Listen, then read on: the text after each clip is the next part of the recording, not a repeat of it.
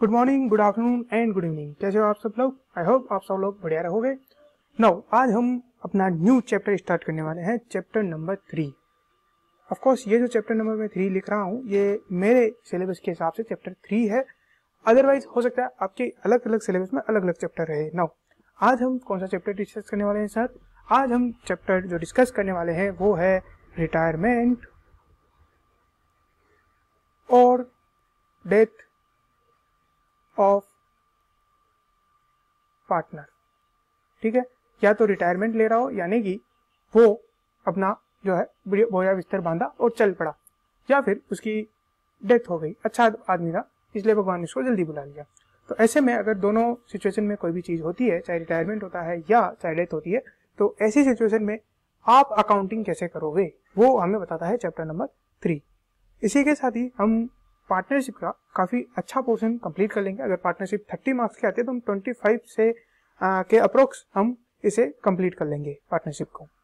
तो अब आता है बात कि सर दो इंपॉर्टेंट चैप्टर जो है वो यही दो इंपॉर्टेंट है। कौन से? सबसे पहले एडमिशन वाले और दूसरा है रिटायरमेंट वाला। तो ये दोनों हमारे काफी इंपॉर्टेंट चैप्टर है जिनसे 100% तो मैं नहीं कहूंगा बट 95% चांसेस रहते हैं कि आराम से 15 to 20 मार्क्स के क्वेश्चंस आ जाते हैं। फर्स्ट और जो लास्ट चैप्टर रहता है चैप्टर नंबर 4 ऑफ पार्टनर, उसमें 30 में से 10 मार्क्स के आ जाते हैं, 5 मार्क्स के दोनों में से। ना अब हम इसमें ज़्यादा डिटेल में भी सिलेबस डिस्कस नहीं करेंगे। आज हम जो देखने वाले हैं वो है कि इनमें क्या एडजस्टमेंट होते हैं। तो हमने यहाँ पे 2 वर्ड लिखे थे, एक था रिटायरमेंट, एक था ये क्या हो रहा है, एक था रिटायरमेंट और एक था डेथ। तो नाउ इन दोनों पे जब आप एडजस्टमेंट करने जाते हो तो कुछ एक एडजस्टमेंट को छोड़ करके मोस्टली सिमिलर एडजस्टमेंट आपको मिलेगी, यानी कि इसमें भी आपको वही काम करना है जो आपको इसमें करना था। ठीक है, ज़्यादा इनमें डिफरेंस नहीं होता है दोनों में। अब जो इनके एडजस्टमेंट है उनको हम एक एग्जाम्पल के थ्रू समझते हैं। हमने जो, अगर आप मेरी क्लासेस को रेगुलरली फॉलो कर रहे हो तो आपको पता होगा कि मेरा एक फ्रेंड था। मेरा नाम क्या है? मेरा नाम है शुभम, और मेरा एक फ्रेंड था जिसका नाम है राहुल। हम दोनों ने मिलकर के एक पार्टनरशिप स्टार्ट की। ठीक है, और उस दौरान जब हमने एडमिशन वाला सीखा था उस दौरान हमारे पास एक नया पार्टनर आया था, उसका नाम था दिनेश।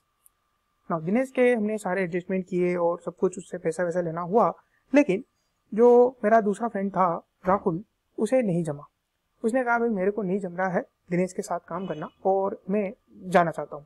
उसने कहा कि मैं जो है रिटायर होना चाहता हूँ, मैं जाना चाहता हूँ, मुझे यहाँ पे अब नहीं जम रहा है, दिनेश के साथ तो मैं काम नहीं कर पाऊंगा, या हो सकता है कि मैं जो है रिटायर होना चाहता हूँ, बहुत कमा लिया, अब मैं नहीं कमाना चाहता। तो कोई भी रीजन हो सकता है रिटायरमेंट का, वो अपना एक रीजन बताता है और कहता है कि मैं जाना चाहता हूँ। तो फिर मैंने कहा कि ठीक है तुम जाओ। मैंने कहा भाई मेरे पैसे तो दो। तो मैंने कहा कि कौन से पैसे? मैंने कहा, उसने कहा कि भाई मैंने कैपिटल लगाई थी तो वो पैसे। मैंने कहा ठीक है, अच्छा कैपिटल के पैसे ना, हाँ वाजिब बात है, तुम्हें कैपिटल के पैसे देने पड़ेंगे। तो हमने एडजस्टमेंट करना चालू किया। यहाँ पे मैंने लिखना चालू किया, मैंने उसको कहा ठीक है कैपिटल के पैसे लेने हैं, और चले गए। तो मैंने दिनेश से कहा कि ठीक है इसका हिसाब कर दो, कैपिटल के पैसे इसको दो और रवाना करो, ये अब हमारे साथ काम नहीं करना चाहता। लेकिन उसी समय राहुल को अचानक से 12th क्लास याद आई और उसने कहा कि नहीं यार, कैपिटल के अलावा भी बहुत कुछ पैसा मिलता है। अरे वो कौन सा पैसा होता है? तो उसने कहा कि भाई देख, मैंने यहाँ पे 5 साल मेहनत की थी, 5 years मैंने यहाँ पे 5 साल मेहनत की है, और मुझे उस 5 साल मेहनत की गुडविल का पैसा चाहिए।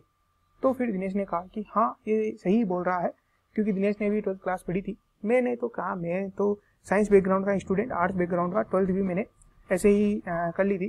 तो नो, मैंने दिनेश से पूछा क्या गुडविल होती है? मैंने कहा, उसने कहा कि हाँ जो है गुडविल होती है, और जब मैं आया था तब भी मैंने गुडविल के पैसे दिए थे।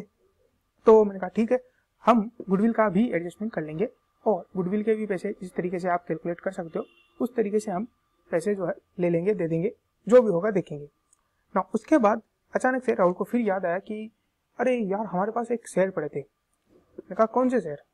यार तुझे याद है हमारे पास काफ़ी सारे पैसे इकट्ठे हो गए थे, हमने बिजनेस किया था, तो 2000 के अंदर हमने रॉयल इनफील्ड बाइक लेने की तुमने सोची थी। रॉयल इनफील्ड की जो बुलेट आती है, तुमने कहा था कि मुझे वो लेनी है, और मैंने कहा था कि नहीं, अभी हम वो बुलेट नहीं लेते हैं और उसके बजाय हम लेते हैं शेयर्स। देखिए इसका कॉन्सेप्ट समझना, तो हम लेते हैं शेयर्स, ठीक है। आज उन शेयर्स की वैल्यू जब हमने खरीदे थे तब तो बाइक की वैल्यू के थे, आज उनकी शेयर की वैल्यू अगर हम देखें तो ट्रक की वैल्यू के हिसाब से हो गई है, यानी 1 करोड़ के हिसाब से हो गई है इनकी वैल्यू।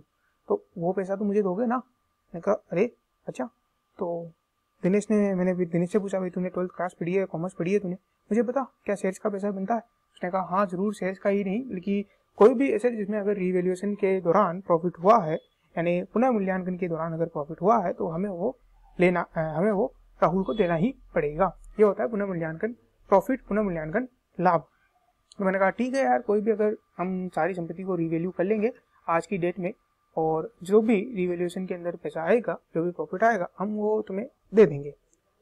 ये सब बातें चली रही थी। फिर उसने कहा कि अच्छा ये सब तो तुम दे दोगे, लेकिन इन 5 सालों में हमने कुछ प्रॉफिट बचा के भी रखा था, क्योंकि हम बिजनेस को और बड़ा करने वाले थे।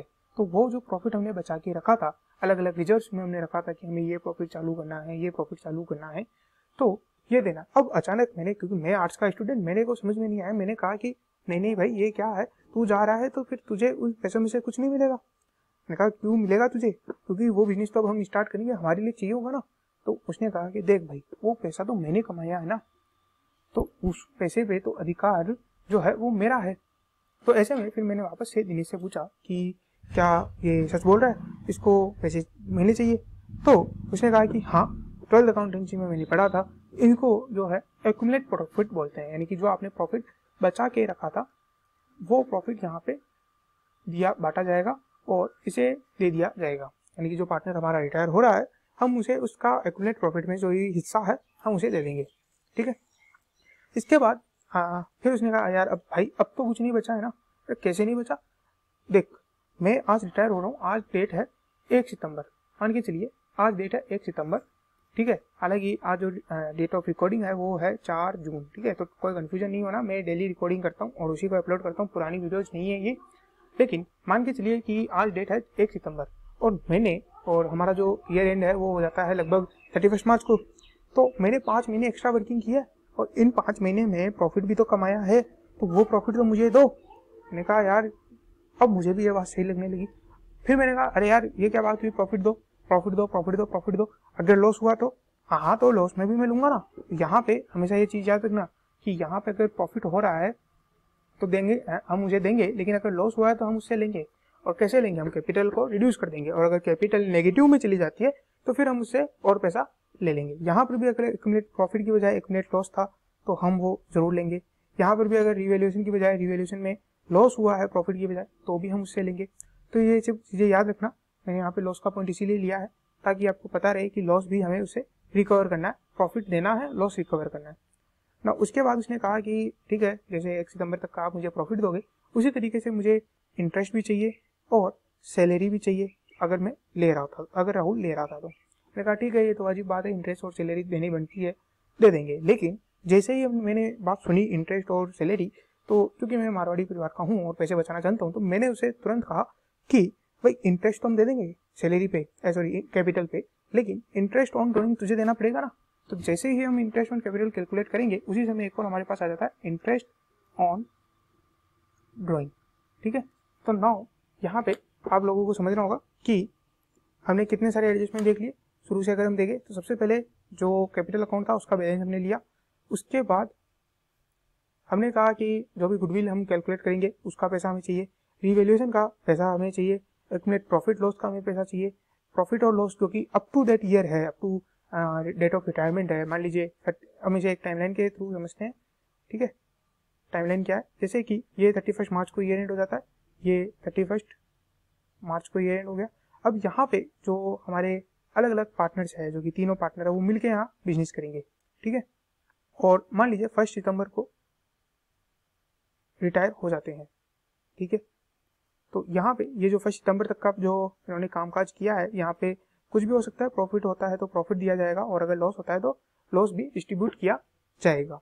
उसके बाद उन्होंने कहा कि ठीक है, अब प्रॉफिट लॉस हो गया, सारी बातें, इंटरेस्ट और सैलरी भी मुझे दे दीजिए जैसे आपने प्रॉफिट दिया। और अगर बात आती है इंटरेस्ट की तो इंटरेस्ट ऑन कैपिटल की, तो यहाँ पे हम सीधा इंटरेस्ट ऑन ड्रॉइंग भी कैलकुलेट करेंगे, ठीक है। तो ये सारे एडजस्टमेंट है। लेकिन इन सारे, ये तो सारे हो गए पैसे से रिलेटेड जो एडजस्टमेंट थे, लेकिन अब हमारा जो नेक्स्ट काम आता है, नेक्स्ट वर्किंग जो आती है, वो आती है न्यू प्रॉफिट शेयरिंग रेशियो का कैलकुलेशन, जो कि हमने पहले भी निकाला था। न्यू प्रॉफिट शेयरिंग रेशियो, अच्छा न्यू प्रॉफिट शेयरिंग रेशियो, यानी कि हमें नया प्रॉफिट शेयरिंग रेशियो निकालना है। तो कैसे निकाले सर? भाई हमें निकालना पड़ेगा, और अकाउंटिंग में इसका कोई ना कोई तोड़ तो लिखा हुआ होगा, कोई ना कोई मेथड लिखे हुए होंगे। तो अकाउंटिंग में जो, अगर आप 12th के अकाउंटेंसी के बुक्स देखते हैं तो यहाँ पे 3 मेथड बोला गया है। पहला मेथड है, जो कि कोई मेथड नहीं है, मैं बोलता हूँ ये एकदम फर्जी मेथड है और ये कोई मेथड नहीं है। पहला जो उन्होंने बोला है वो है एब्सेंस ऑफ इंफॉर्मेशन, यानी इंफॉर्मेशन ही नहीं दी हुई है, आधी अधूरी इंफॉर्मेशन दी, क्वेश्चन पूरा नहीं है, और यहाँ पे आपको न्यू प्रॉफिट शेयरिंग निकालना है। तो देखिए, एक तरीके से इंफॉर्मेशन ना दे करके भी वो आपसे कुछ पूछ रहा है, ठीक है, वो आपसे कुछ जानना चाहता है, वो आपकी एक एग्जामिन करना चाहता है। तो यहाँ पे जब उसने आधी अधूरी मेहनत की है, तो हम आधी अधूरी मेहनत करके नहीं आएंगे। यहाँ पे जो हमारा जो न्यू प्रॉफिट शेयरिंग रेशियो है वो हम निकालेंगे जरूर, लेकिन वो क्या होगा, वो हमें कोई कैलकुलेट करके नहीं मिलेगा।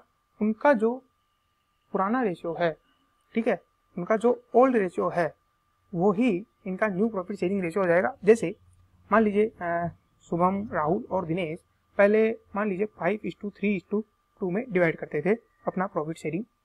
तो अब यहाँ पे राहुल जो कि 3 हिस्से के लिए है ना, 3/10 के लिए था हमारा पार्टनर, वो रिटायर हो रहा है। तो अब हम क्या करेंगे, आगे का जो न्यू रेशियो होगा वो हो जाएगा 5:2, यानी 5/7 मेरा, 2/7 उसका, हमें और कुछ नहीं करना है। तो ये चीज़ होगी ना। उसके बाद हम बात करते हैं नेक्स्ट नंबर पे, जो जिस तरीके से हम कैलकुलेट कर सकते हैं।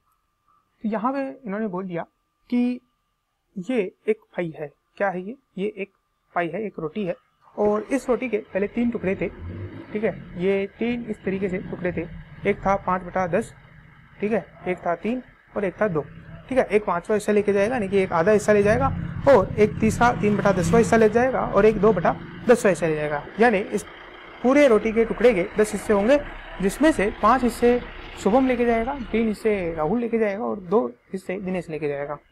अब यहाँ पे तो उन्होंने कोई इन्फॉर्मेशन दी नहीं थी, एब्सेंस ऑफ इन्फॉर्मेशन थी, लेकिन यहाँ पे उन्होंने कहा कि ये जो तीसरा हिस्सा है, जो कि राहुल अब नहीं रहेगा क्योंकि अब वो रिटायर हो रहा है, तो इस 3/10 को ये एक रेशियो में डिवाइड कर लेंगे, यानी कि हो सकता है ये इक्वली जो है दोनों रख ले, या हो सकता है कि 2:1 में रख ले, ठीक है। तो ऐसा कोई भी एक रेशियो हो सकता है, जरूरी नहीं है कि आपको पता रहे क्या, कोई भी रेशियो क्वेश्चन आपको बोलेगा उस रेशियो में आपको इसे डिवाइड करना है। तो फिर से सिंपल मेथड है, सिंपल इजी मेथड है एकदम। अगर आपने मेरा पार्टनर का एडमिशन पढ़ा था तो ये बिल्कुल इजी है, आपको करना कुछ नहीं है। 3/10 को मान लीजिए इनको 2:1 में डिवाइड करना है। 2 कौन लेगा, शुभम लेगा, और 1 जो है दिनेश लेगा। तो 2/3 कौन ले जाएगा, शुभम। तो 2/3 क्या होगा, 3/10 मल्टीप्लाई बाई 2/3, 3 निकल जाएगा 6/30, एंड यहाँ पे आ जाएगा 1/3, और यहाँ पे आ जाएगा 1/3 में 3/30, ठीक है। और इन दोनों को ऐड कर देंगे। यहाँ ऐड क्यों करेंगे उसका रीजन मैं आपको थोड़ा लेट बताने वाला हूँ। उसके बाद बात करते हैं कि थर्ड मेथड। अब ये तो मैं बोलता हूँ ये कोई मेथड है ही नहीं, ये तो बिल्कुल एकदम कुछ नहीं है, ये मेथड है ही नहीं। ये तो उन्होंने कहा कि हम आपको बिल्कुल परेशानी नहीं करेंगे, हम आपको थाली में परोस के दे देंगे, ठीक है, थाली में परोस के दे देंगे। यानी कि ये आपको जो है सीधा सीधा बता देंगे कि न्यू प्रॉफिट शेयरिंग क्या है, वो स्पेसिफाई कर दिया जाएगा क्वेश्चन के अंदर ही कि भाई साहब ये न्यू प्रॉफिट शेयरिंग रेशियो है, आपको कैलकुलेट करने की जरूरत नहीं है।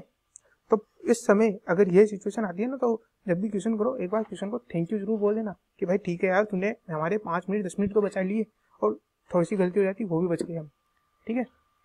अब यहाँ पे हम बात करते हैं कि इनको हमें क्या करना है, ऐड करना है। ऐड क्यों करना है, क्योंकि यहाँ पे ये जो रोटी का टुकड़ा मैंने आपको बात की, ये पाई का टुकड़ा हम ले रहे हैं, ठीक है, इस 3 को, क्योंकि ये रोटी जो है ऐसा नहीं होगा कि ये टुकड़ा जो है कहीं चला जाएगा, ऐसा नहीं होने वाला है, बल्कि इस टुकड़े को ये यहीं रहेगा, बल्कि इसमें से कुछ हिस्सा ये ले लेगा और कुछ हिस्सा मैं ले लूंगा, ठीक है। तो इसीलिए हम इसमें ऐड करते हैं, और इसे बोला जाता है गेनिंग रेशियो, यानी कि हमें जो गेन हुआ वो रेशियो। तो हम इसे ऐड कर लेंगे और न्यू प्रॉफिट शेयरिंग रेशियो निकाल लेंगे। अगर आपको कैलकुलेट करना आता है प्लीज कैलकुलेट करिए, और कमेंट बॉक्स में मुझे बताइए कि न्यू प्रॉफिट शेयरिंग रेशियो क्या होता है। आज का वीडियो बस इतना ही रखेंगे। अगर आपको वीडियो पसंद आए तो प्लीज यार एक लाइक बटन दबा देना, और साथ ही साथ चैनल को सब्सक्राइब कर लेना। Thank you very much once again, good day, good bye.